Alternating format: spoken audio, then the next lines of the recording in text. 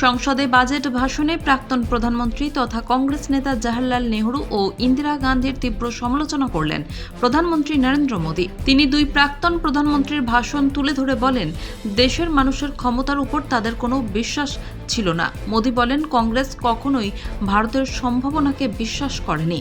তারা সবসময় নিজেদেরকে শাসক ও দেশবাসীকে তুচ্ছ বলে মনে করেছেন। রাষ্ট্রপতি দ্রৌপদী মুর্মুর ভাষণে ধন্যবাদ প্রস্তাবের আলোচনার সময়ই এ কথা বলেন প্রধানমন্ত্রী নরেন্দ্র মোদী।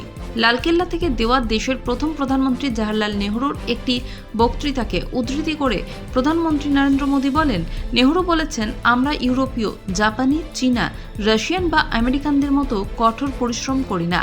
ভাববেন না যে এই সম্প্রদায়ের মধ্যে কোনো জাদু রয়েছে। কঠোর পরিশ্রম ও স্মার্টনেস দিয়েই এরা সবকিছু অর্জন করেছে।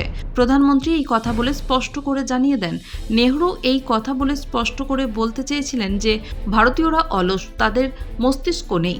নেহরু দেশের মানুষের সম্ভাবনার উপর আস্থা রাখতে পারেননি বলেও দাবি করেন প্রধানমন্ত্রী। প্রধানমন্ত্রী নরেন্দ্র মোদী আরও বলেন, প্রাক্তন প্রধানমন্ত্রী ইন্দিরা গান্ধীও নেহরুর থেকে আলাদা নন, তিনিও আলাদা কিছু ভাবেননি।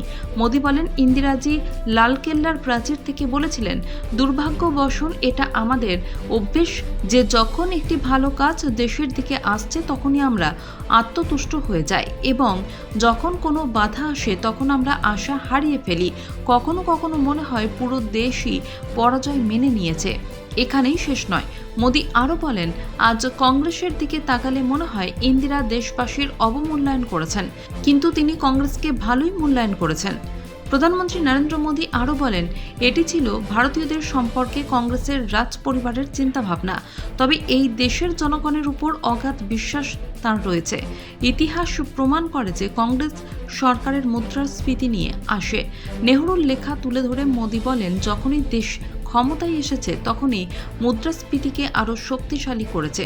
তিনি দাবি করেন, তাদের সরকার দুটি যুদ্ধ ও মহামারী সত্ত্বেও এটি নিয়ন্ত্রণ করতে পেরেছে। এদিন বাজেট ভাষণে মোদী কংগ্রেসের তীব্র সমালোচনা করেছেন।